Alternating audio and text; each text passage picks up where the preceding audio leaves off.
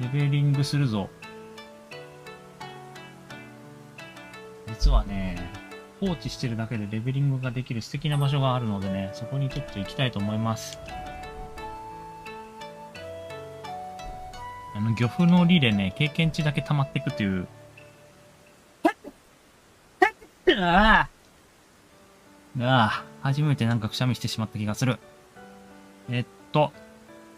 マップ。ここまで来れたから上出来。